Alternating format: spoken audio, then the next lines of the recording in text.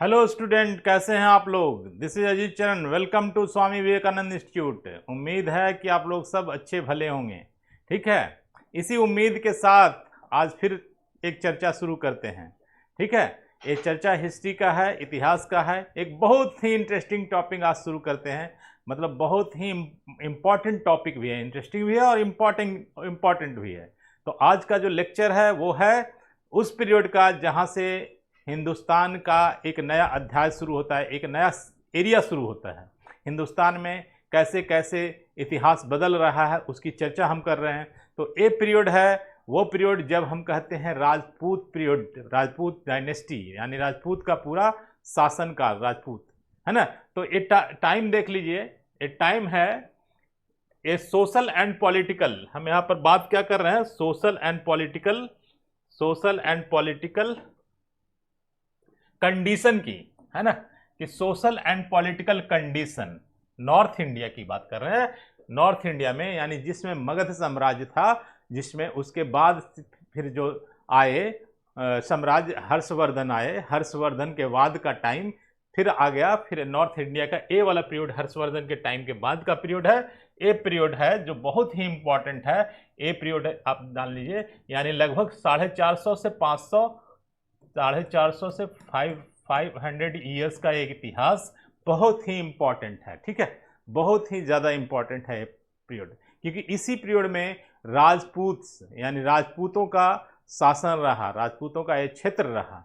ये राजपूतों पर पूरे हिंदुस्तान में राजपूत का शासन चल रहा था। ठीक है, और ये लगभग 450-500 वर्षों तक चला। इसके बाद अरब इन्वेजन हुआ और फिर अरब के हाथों पूरा देश चला गया और फिर अरब के लोगों का यहाँ शासन हुआ। ठीक है, अब हम आगे बात करते हैं इस पीरियड में। ठीक है, या तो नॉर्थ इंडिया में। तो आज का ऑब्जेक्टिव है क्लास का कि पहले हम राजपूत, इसको कहते हैं राजपूत पीरियड, है ना। क्या कहते हैं, राजपूत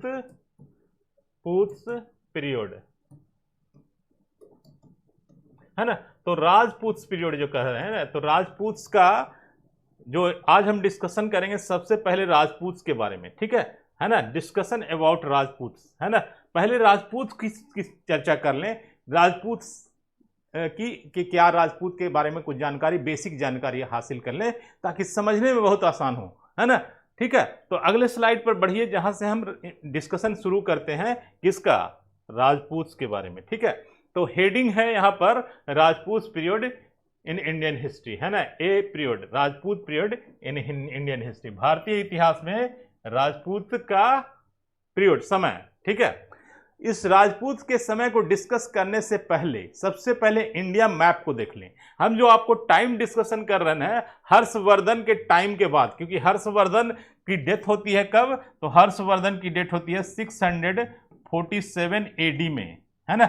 हर्षवर्धन एक ऐसे राजा थे जो बहुत बड़ा साम्राज्य बना लिए थे। मगध का बहुत बड़ा हिस्सा हर्षवर्धन के पास था। वो किंगशिप में थे, वो कोई डायनेस्टी नहीं था, अकेले हर्षवर्धन का वो पूरा किंगशिप था। ठीक है, तो उस किंगशिप में हुआ ये था कि हर्षवर्धन 606 में, यानी 606 में क्या किए थे, एक डायनेस्टी पर आए थे और 647 में इनकी डेथ हो गई थी। यानी कि लगभग आप बात कर लें तो 41 साल हर्षवर्धन का शासन रहा। ठीक है, अब आगे आते हैं कि हर्षवर्धन की डायनेस्टी का मैप मैं आपको दिखा रहा हूं। इस मैप को गौर से देखिए, पूरा डायनेस्टी जो है हर्षवर्धन का डायनेस्टी है। यानी भारत के एक मैप मैं मिल बनाता हूं इस टाइम का, ये हर्षवर्धन का डायनेस्टी है, उसके बाद प्रतिहार्ष वगैरह की डायनेस्टी बनी। तो मैं पूरे भारत की डायनेस्टी पहले चर्चा कर देता हूं ताकि आपको समझ में आ जाए कि राजपूत पीरियड कहां कहां कैसे फैले हुए थे। ठीक है, तो मैं कलर करता जाऊंगा एक मैप को। इस मैप को लेते हैं,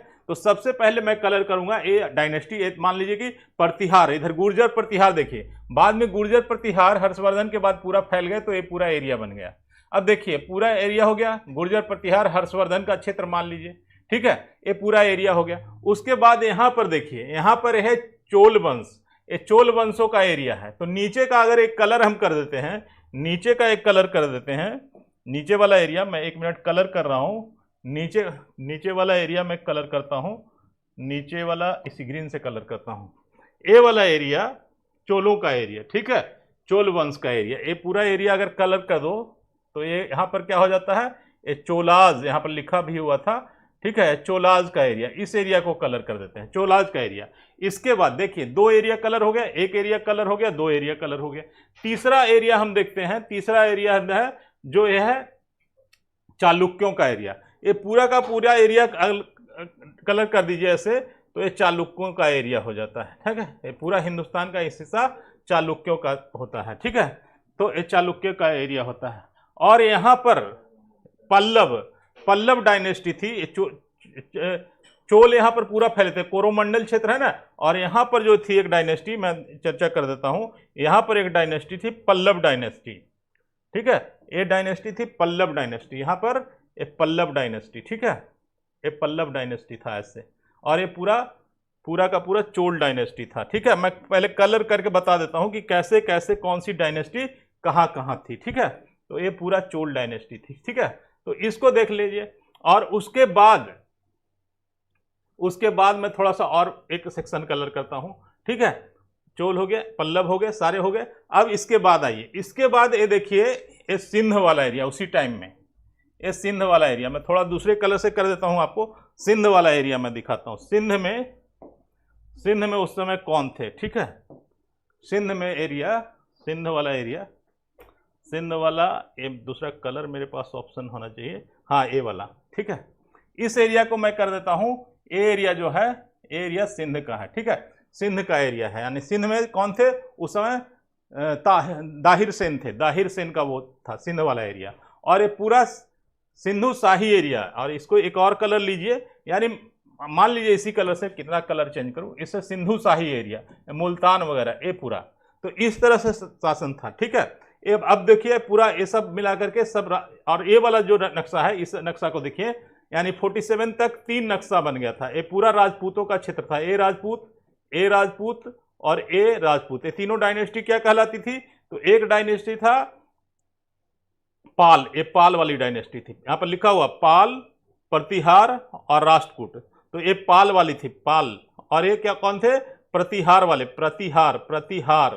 प्रतिहार राजपूत। और ये क्या थे, ये थे पाल थे, ये राष्ट्रकूट थे, राष्ट्रकूट राष्ट्रकूट। और ये प्रतिहार, ये पूरा एरिया जो था ना प्रतिहार का था, प्रतिहार, ठीक है। तो आपको मैं दिखा दिया है, यानी कि पूरा को अगर इस तरह से मान लीजिए तो इधर पूरा का हो गया पूरा पाल। मैं पूरा पहले कलर कर लूं, कलर करके दिखा देता हूं कि कलर कैसे करते हैं, ठीक है। इसको ये पूरा का पूरा पाल, ये पूरा के पूरा राष्ट्रकूट, ये पूरा का पूरा राष्ट्रकूट, ये पूरा का पूरा राष्ट्रकूट, और ये पूरा का पूरा लास्ट वाला लेते हैं, ये पूरा का पूरा एक और कलर राष्ट्रकूट लेते हैं, और ये पूरा का पूरा कर देते हैं, ये पूरा का पूरा प्रतिहार। तो देखिए पूरा ये सब एरिया ढका हुआ है पूरा का पूरा, ठीक है। तो इस तरह से पूरे भारत में जो किसका शासन हो गया, ये सब राष्ट्रकूट, ये सब के थे, क्या थे, पूरे भारत में। टाइम हमने डिस्कस कर दिया, इस वाले टाइम पर ये सारे एक साथ शासन कर रहे थे, है ना। कौन, पाल, प्रतिहार और राष्ट्रकूट, ये तीनों राजपूतों का एरिया था, पूरा राजपूतों का ये क्षेत्र था। और यहां पर एक ब्राह्मण थे, ब्राह्मण राजा थे, जिनका नाम था दाहिर सेन, है ना, दाहिर सेन। ये दाहिर सेन इधर थे। और ये पल्लव वाले थे, पल्लव, PALLAVA, पल्लवा। इसमें भी ब्राह्मण थे, ब्राह्मण, है ना। तो 2 ब्राह्मण इधर और इधर थे, ठीक है।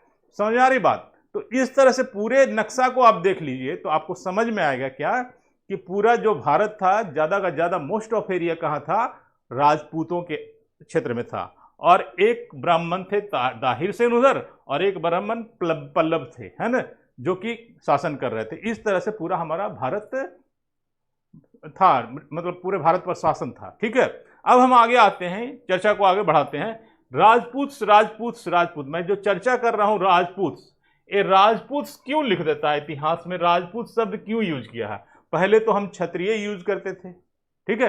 तो ये राजपूत पीरियड क्यों, क्षत्रिय पीरियड क्यों नहीं कहा गया, ठीक है। तो अब आते हैं, चर्चा करते हैं राजपूत क्या होता है और क्षत्रिय क्या होता है। ठीक है, पहले राजपूत को समझें, ठीक है, उसके बाद आपको पूरा इतिहास समझ में आएगा कि कैसे कैसे कैसे कैसे चीजें बदली है और एक एक पन्ना आपको क्लियर होते जाएगा इतिहास का। ठीक है, तो आज हम आगे चर्चा को बढ़ाते हैं। पूरा देख लिए कि पूरा कैसे शासन काल चल रहा था इस टाइम में। ये टाइम इंपॉर्टेंट है, इस टाइम से डायनेस्टी चेंज हो जाता है, यानी पूरा राजवंश चेंज हो जाता है। पूरा भारत पर क्या होता है, हर जगह क्या होते हैं, छोटे बड़े जितने भी है ना, चोल चालुक्य पाल पल्लव, ये सब क्या थे, चारों तरफ राजपूत राजपूत का ही शासन था। ठीक है, अब पर चर्चा करते हैं कि राजपूत के बारे में। ठीक है, अगले स्लाइड पर चलते हैं राजपूत के बारे में। ठीक है, पहले राजपूत के अनुसार, राजपूत जो थे, राजपूत शब्द को समझिए, है ना, राजपूत शब्द को। ठीक है, तो राजपूत है ना, क्षत्रिय एंड राजपूत, मैंने दो शब्द यहां पर यूज किया है, क्षत्रिय एंड राजपूत। ठीक है, अब देखिए क्षत्रिय और राजपूत में अंतर क्या था। क्षत्रिय और राजपूत में बहुत बड़ा अंतर यह था कि क्षत्रिय जो हमारा मैथोलॉजिकल सिस्टम है, जिसमें हम 4 वर्णों की चर्चा करते हैं, कर्म के आधार पर जो 4 डिवीजन होते, ब्राह्मण क्षत्रिय और शूद्र और वैश्य और शूद्र, तो ये 4 तरह की जातियां थी। ठीक है, 4 तरह का क्लैन था। ठीक है, अब हम इस क्षत्रिय एंड राजपूत, तो राजपूत कौन हुए, तो राजपूत मैंने पहले डिस्कशन किया था, शक डायनेस्टी आया था, जो सेंट्रल एशिया से लोग आए थे, इन्विजन किए थे इंडिया में, कुषाण भी आया था, इन्विजन किया था, और सिंथियान भी आए थे, सब इन्विजन किए थे। कुछ हुन्स जो चाइना तरफ से आते थे, वो ये सारे लोग इंडिया में आ गए थे।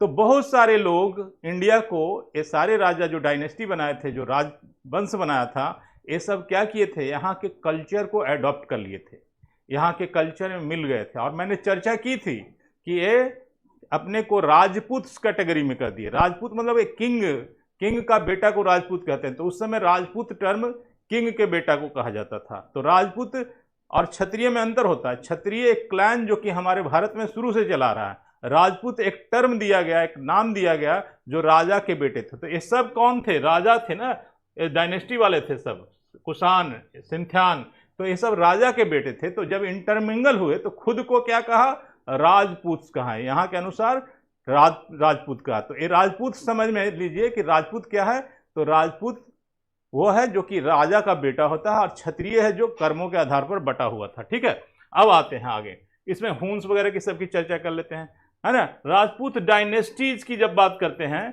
तो इसमें चोल वाले पूरे राजपूत थे, चालुक्य राजपूत थे। ठीक है, ये सब राजपूत थे, राजपूत डायनेस्टी कहलाता है, राजपूत वंश कहलाता है। ठीक है, तो अब समझ में आ गया कि क्या होता है। मैक्स मूलर साहब कहीं चर्चा कर रहे थे कि ये आर्यन जो थे, आर्यन बाहर से आए थे और वो क्या किए थे, इंडिया में आकर के इन्विजन किया था, इन्विजन के बाद उन्होंने शासन किया था। ठीक है, और कई इतिहासकार कई तरह की बातें बनाते हैं।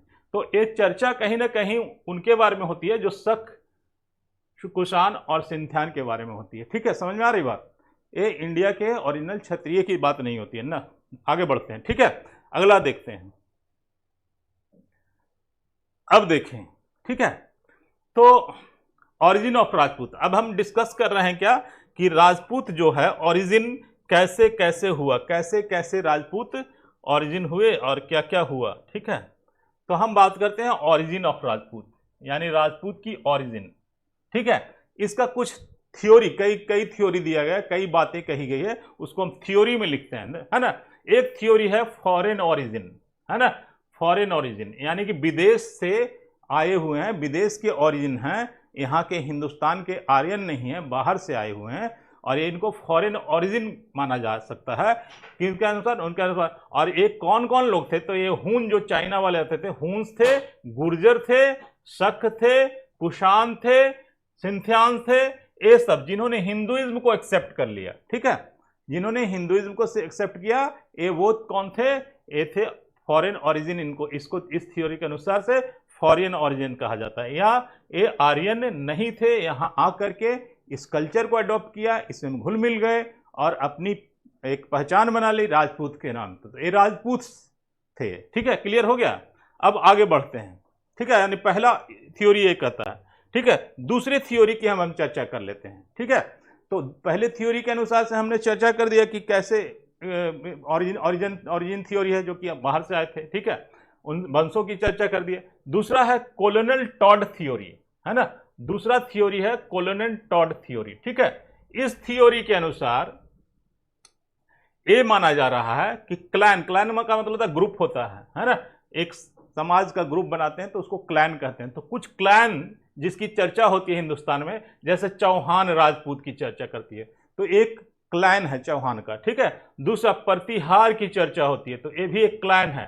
परमार राजपूत कहलाते हैं, ये भी राजपूतों का एक क्लैन है। और सिंथियान, ये भी क्लैन है, ठीक है। तो कोलोनल टॉड के और एक और क्लैन है जिसको कहते हैं इंडिजिनस क्षत्रिय, है ना, इंडिजिनस क्षत्रिय। अब इंडिजिनस क्षत्रिय क्या है उसकी चर्चा थोड़ा मैं कर दूं, ठीक है।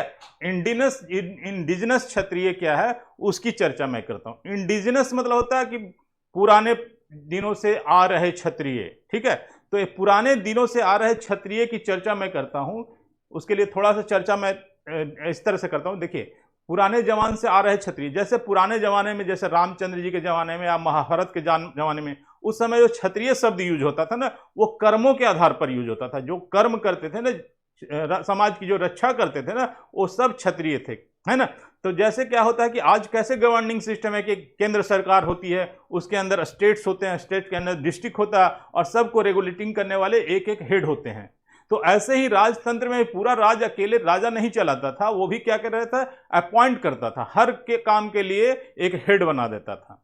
और इसी तरह से उनको टाइटल भी देता था। जैसे कि एक दासों का हेड होता है, दास राज जिसको कहते हैं, है ना। तो दास राज मतलब वो सारे लोग जो दास हैं, यानी कि जो सफाई कर्मी हैं या तरह तरह के काम करते हैं, सर्विसेज देते हैं, उनको दास कहा गया। और उनके एक हेड यानी उसको नियंत्रित, मान लीजिए 1000 दास इस एरिया में रह रहा है, तो 1000 दास को नियंत्रित करने के लिए, रेगुलेट करने के लिए एक व्यक्ति होगा जो उसी समाज का होता था, दास का ही होता था।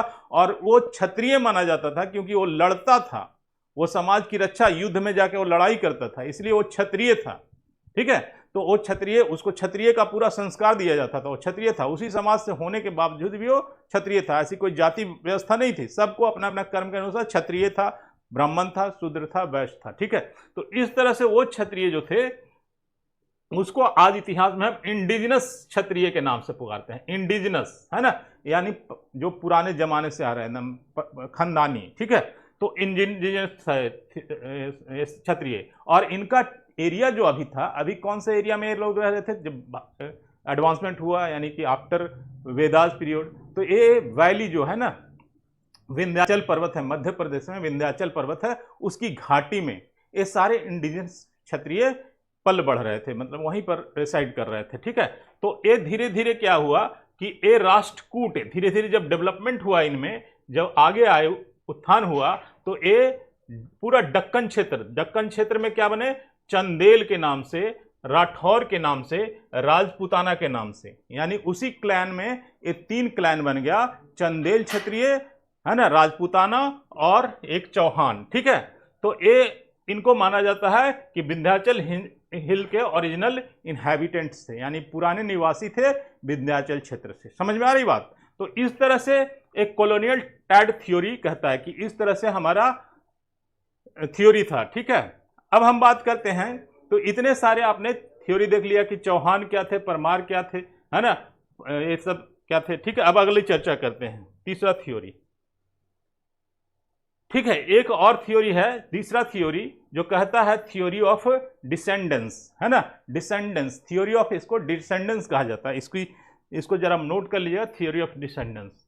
इस थ्योरी ऑफ डिसेंडेंस के अनुसार, है ना, इसमें जो कही गई बातें हैं उस बात की चर्चा करते हैं, है ना। थ्योरी ऑफ डिसेंडेंस में क्या कहा गया है राजपूत के बारे में, ठीक है। तो ये वेद एक बड़ा सोर्स है जिसको वेद व्यास ने लिखा है। तो वेद के अनुसार, वेद व्यास ने जो महाभारत वगैरह या वेदों में जो चर्चा किया है उसके अनुसार, और 2 इंडियन इतिहासकार हैं बहुत बड़े, इनकी भी चर्चा कर लेते हैं। एक है गौरी शंकर ओझा, है ना, इनके अनुसार, है ना, और वैद्य के अनुसार, है ना, इनके अनुसार, इन तीनों के अनुसार, है ना, जो क्षत्रिय थे वो मूलतः आर्यन, यानी मूल आर्यन जो आज हैं वो क्षत्रिय, उन्हीं में क्षत्रिय था, आर्यन में ही एक क्षत्रिय था। और ये उसी क्षत्रिय वंश से जो राजा रामचंद्र के जमाने से जो क्षत्रिय की चर्चा करते हैं वो थे आर्यन, जो बाद में हिंदुस्तान में आर्यन के नाम से, उसमें एक क्षत्रिय, आर्यन के ग्रुप में एक क्षत्रिय जो थे। ठीक है, अब बात करते हैं क्लैन। उस समय भी 2 क्लैन था क्षत्रियों का, यानी 2 ग्रुप में क्षत्रिय था, यानी राजा रामचंद्र के जमाने भी क्षत्रियों का 2 क्लैन था। ठीक है, एक क्लैन का कहा जाता था क्या, सूर्यवंशी। एक क्षत्रिय थे सूर्यवंशी और दूसरे थे चंद्रवंशी। ठीक है, ये दोनों को कौन मानते हैं, ये थ्योरी है थ्योरी ऑफ डिसेंडेंस, और इस थ्योरी से कहा जाता है कि सम हिस्टोरियन नेग्लेक्ट्स इट, और कुछ इतिहासकार इस बात को नहीं मानते हैं। ठीक है, इस बात को इसलिए नहीं मानते होंगे कि ये इंडियन कल्चर मैथोलॉजी से रिलेटेड हो, किसी कारण से, या नहीं मानते हैं तो हो सकता है कि उनके पास कोई ऐसा स्रोत हो। ठीक है, चलिए अब आगे बात करते हैं। ठीक है, तो ये 3 थ्योरी हमने चर्चा कर दी। ठीक है, अब आते हैं अगली एक और थ्योरी की चर्चा करते हैं।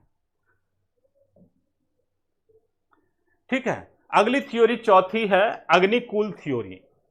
अब अग्निकुल थ्योरी की बात करते हैं। अग्निकुल थ्योरी क्या है? ठीक है, अग्निकुल थ्योरी क्या है? ठीक है, इस थ्योरी के अनुसार कहते हैं ये चंद्रवरदायी, आप यहां पर मैं दिखा रहा हूं, हाईलाइट कर रहा हूं चंद्रवरदायी।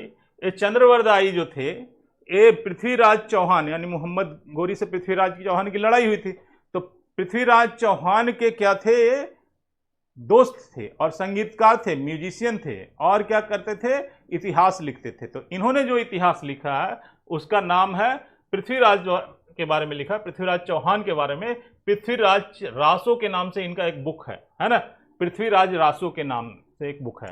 उसमें ये माइथोलॉजी का रेफरेंस देते हुए लिखते हैं, ये माइथोलॉजी में हमारे धर्म ग्रंथ का रेफरेंस देखते हुए लिखते हैं। क्या लिखते हैं? गुरु परशुराम, है ना। अब मैं परशुराम, गुरु परशुराम, हमारे माइथोलॉजी में जब चर्चा कीजिएगा तो सप्त ऋषि, मैं थोड़ा सा टाइम लेकर के आपको बताता हूं। सप्त ऋषि यानी 7 ग्रेट ऋषि मुनि थे, यानी तपस्वी थे इस पृथ्वी पर, जिसको सप्त ऋषि कहते हैं। और इन ऋषियों के गुरु थे आदि गुरु। आदि गुरु को महादेव शंकर माना जाता है। ठीक है, तो आदि गुरु के शिष्य सप्त ऋषि थे, उसमें से एक थे जिनकी चर्चा करते हैं परशुराम, गुरु परशुराम। परशुराम की चर्चा आती है। ये वही परशुराम जबकि शिव जी का धनुष तोड़ा था रामचंद्र जी ने ब्याह के टाइम में, तो उस सीता से जब ब्याह हो रही थी स्वयंवर में तोड़े थे, तो वो आकर के गुस्सा कर रहे थे, वही उसी परशुराम की बात करते हैं। वही परशुराम के बारे में ये भी कहा गया कि गणेश जी की उन्होंने दांत काट दी थी। ठीक है, तो इस तरह से वो परशुराम बहुत गुस्सैल थे। ठीक है ना।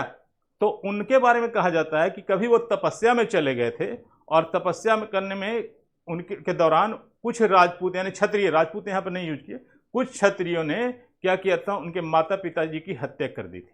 ठीक है, इस वजह से उन्होंने, जब वो ध्यान से टूटे तो उन्हें बात पता चली तो बहुत गुस्से में आ गए। इतना ज़्यादा गुस्सा उनको हुआ कि गुस्सा उतर ही नहीं रहा था। तो हुआ क्या कि जितने भी पृथ्वी पर उस समय क्षत्रिय थे, सारे क्षत्रियों को उन्होंने हत्या कर डाला। ठीक है, तो ऐसा, और गुस्सा फिर भी नहीं उनका गया। ठीक है, फिर दूसरी बार क्षत्रिय जब पृथ्वी पर नहीं थे, तो क्षत्रिय समाज की रक्षा करने वाले होते थे, तो पंडित क्या करते थे, हवन यज्ञ करके फिर क्षत्रियों को बुलाते थे कि पृथ्वी पर आइए, आप लोग, समाज की रक्षा की जरूरत है, क्योंकि शैतान जो होता है तंग करता है, राक्षस तंग करता है। ठीक है, आप लोग बचाएंगे। ठीक है, तो ऐसे ऐसे करके 17 बार पृथ्वी पर क्षत्रिय आए, और 17 बार क्या किया परशुराम ने, हर बार उनका गुस्सा नहीं उतर रहा था, तो उन्होंने क्या किया, हर बार क्षत्रियों को पृथ्वी से खत्म किया। ठीक है, उसके बाद की कहानी आती है कि फिर एक बार और हुआ यज्ञ। पृथ्वीराज रासो एक रेफरेंस देते हैं कि 17 बार के बाद एक बार और 18वां बार यज्ञ हुआ। 18वां बार कहाँ यज्ञ हुआ, तो माउंट आबू पर यज्ञ हुआ। कहाँ यज्ञ हुआ? माउंट आबू। अपने पृथ्वीराज रासो में लिखते हैं, माउंट आबू पर वॉरियर्स के लिए, कि समाज की रक्षा के लिए क्षत्रियों की जरूरत है, इस पर्पज से हुआ। तो फायर से, उस अग्निकुंड से 4 व्यक्ति निकले, है ना। उस अग्निकुंड से 4 व्यक्ति निकले, और उन चारों को कहा गया कि एक कौन कौन है, तो एक का नाम परिहार, दूसरे का नाम चौहान, तीसरे का नाम चालुक्य, और चौथे का नाम परमार, परमात नहीं परमार। ठीक है, तो ये माइथोलॉजी के रेफरेंस से ये चर्चा करते हैं। ठीक है, और इनको कहता है चूंकि अग्नि से उत्पन्न हुए हैं, इसलिए इनको अग्निकुल वाले, यानी अग्नि के खानदान वाले मानते हैं पृथ्वीराज रासो।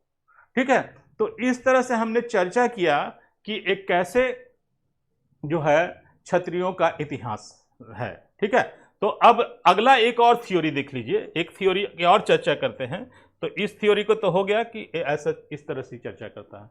अब राजपूत पीरियड्स इन इंडिया की हम बात करें तो ओरिजिन, हाँ, वी ए स्मिथ एक हिस्टोरियन है जो कि पूरे मतलब कि ग्लोबल हिस्ट्री में एक काम करते हैं, ठीक है, वी ए स्मिथ। ठीक है, ये कहते हैं क्या, राजपूत वेयर मिक्स्ड, ये सीधा लिख दे हैं क्या, वेयर मिक्स्ड रेस, है ना, ये मिक्स्ड रेस के, इन्हें अपने इतिहास में लिखा कि मिक्स्ड रेस के हो गए हैं। राजपूत की बात करते हैं, राजपूत RAJPUTS, राजपूत। ठीक है, अब इसके बाद आती है और कुछ चर्चा आगे करते हैं राष्ट्रकूट के बारे में, जो राष्ट्रकूट डायनेस्टी, इसकी इस डायनेस्टी की बात हम कर रहे हैं। राष्ट्रकूट डायनेस्टी में कुछ सोलंकी राजपूत होते हैं, कुछ चंदेल होते हैं जो बुंदेलखंड वाले होते हैं, ठीक है, कुछ राठौर होते हैं जो राजपूताना क्षेत्र से होते हैं। ठीक है ना, ए डिसेंडेंट ऑफ ओरिजिन ट्राइब, इनका मानना है क्या, वी ए स्मिथ का, कि ये जो राजपूत हैं ये डिसेंडेंट हैं जो ट्राइब की मैंने चर्चा की मध्य प्रदेश के वैली से, क्योंकि उस क्षत्रिय समाज के वो लोग हैं जो कि उस समय उनकी स्टेटस उतनी नहीं अच्छी थी, धीरे धीरे वो उनका क्लैन बना और धीरे धीरे वो क्या बने, एक डायनेस्टी बन गया, राष्ट्रकूट डायनेस्टी। तो ये राष्ट्रकूट डायनेस्टी वाले चंदेल राठौर और सोलंकी, इनकी चर्चा उसी कैटेगरी में करते हैं, कहते हैं कि ये वही थे, है ना। और अग्निकुल यानी परिहार, चौहान, चालुक्य, परमार, इसको कहते हैं कि ये फॉरेन ओरिजिन के हैं, ये लोग यहाँ के नहीं है, वही शक, कुषाण, ये सब है, ये क्या है, शक है, ऐसे के शक, कुषाण है, KUSHN, है ना, और सिंथियान है ना, इसकी चर्चा करते हैं, यानी इस तरह से कहते हैं ये VM स्मिथ। ठीक है, तो ये सारी चर्चा इतिहास में जरूरी थी, क्योंकि यहां से अब आगे की कहानी शुरू होती है।